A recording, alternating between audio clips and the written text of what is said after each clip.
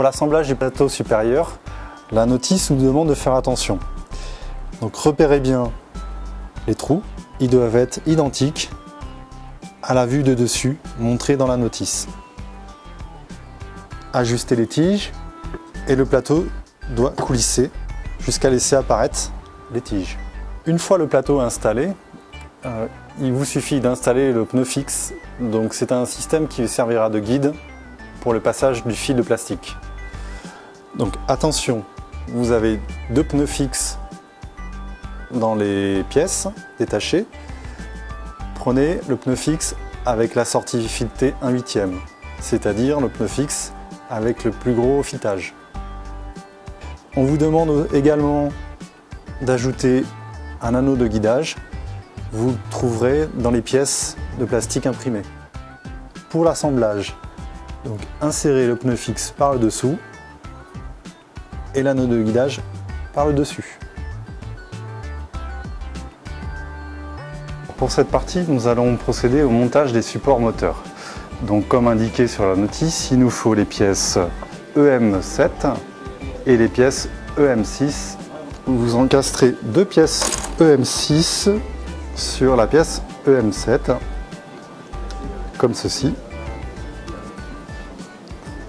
Alors sur la notice, il est précisé que vous avez 3 sortes de vis. Pour plus de sécurité, vous pouvez prendre une règle et les mesurer pour vérifier.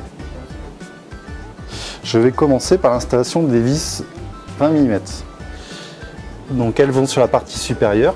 Elles servent à tenir donc les pièces EM6 et EM7 et délicatement vous allez insérer une vis et l'écrou M3 associé et serrer délicatement à la main. Procédez de la même manière de l'autre côté. Pour la partie inférieure, donc il nous faudra assembler des pièces qui ont été imprimées en plastique de couleur noire. Ces supports serviront à maintenir les tiges rectifiées pour le placement du plateau supérieur. Il nous est précisé d'utiliser des vis 30 mm. Procédez de la même manière de l'autre côté.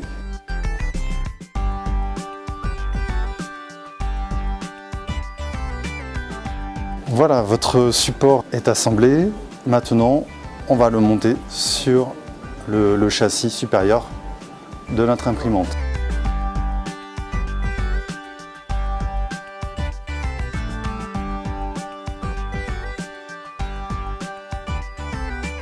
Donc vous voyez les trous sur le plateau supérieur qui servent à placer le support et vous devez insérer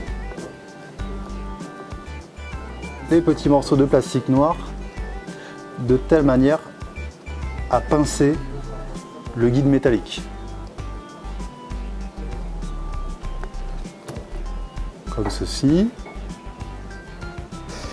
Et pour fixer le tout, il faut placer par le dessous les vis M3 en longueur 25 mm. En insérant le petit écrou dans le support plastique et en vissant manuellement par le dessous.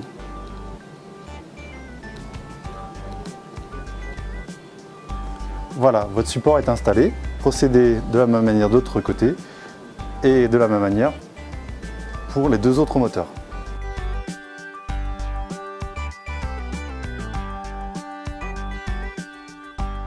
Donc là j'ai sorti le support. Donc je place la petite vis de M2,5 et l'écrou associé comme ceci et je vais procéder à la deuxième.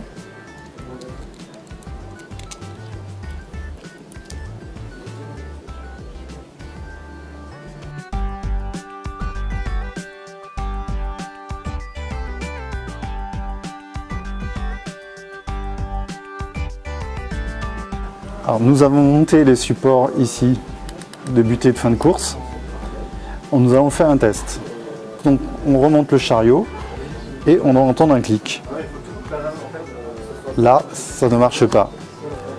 Comme indiqué sur la notice, il faut vérifier que la butée soit bien calée sur la droite. Donc avec un tournevis, je déplace légèrement la butée et c'est bon. on entend le clic de la fin de course. Certaines platines sont montées à l'envers. On doit pouvoir lire la sérigraphie qui est marquée, où il y a marqué micro delta. Normalement, on devrait la lire. Et là, sur cette plaque, en fait, elle est à l'envers, elle est inversée. Ce qu'il y a pour défaut, quand on teste le détecteur de fin de course ici, ça ne vient pas embuté. Le contacteur n'est pas bien ajusté. Tout simplement parce que cette platine est montée à l'envers. Elle est légèrement décentrée et donc il faut absolument qu'elle soit montée dans le bon sens. Ça, c'est le premier défaut. Et le deuxième défaut, c'est qu'on n'arrive pas à assembler le moteur avec le contacteur. Donc là, on a fait un essai avec le contacteur monté à l'extérieur, ce qui est une erreur. Normalement, donc, le contacteur est monté sur la face interne du support, mais on s'est aperçu que le moteur ne rentrait pas, que les fils ne passaient pas sous le moteur. Donc ce montage nous permet de voir que les cosses ici du micro-interrupteur sont très affleurants et touchent quasiment la carcasse du moteur. Ce qui ne permet pas d'avoir les fils soudés de cette manière-là. Donc la correction à appliquer, c'est de dessouder les fils et nous allons assembler les fils sur les contacteurs à 90 degrés, ce qui nous permettra ensuite de pouvoir laisser rentrer le moteur. Alors voilà, donc je vais préparer notre micro-interrupteur. Donc je vais d'abord commencer par enlever la gaine thermorétractable qui a été mise. Donc je vais la couper délicatement avec un cutter, en faisant attention à ne pas couper les câbles, ou ne pas enlever l'isolant qui est sur les câbles. Donc je fais une micro-incision sur la gaine à l'aide du cutter. Voilà, par le dessus. Et je l'enlève à la main pour finir. Voilà. Je procède de la même manière pour le deuxième fil.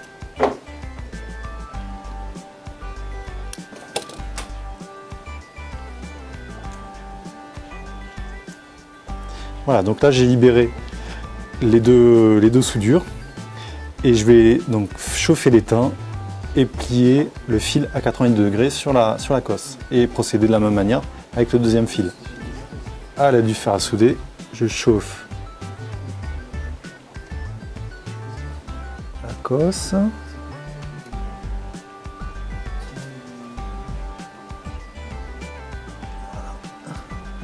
Voilà, et je ressoude le fil à 90 degrés.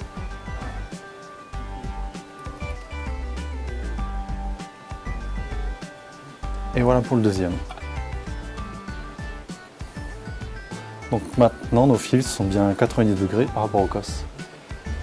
Et nous allons recommencer le montage.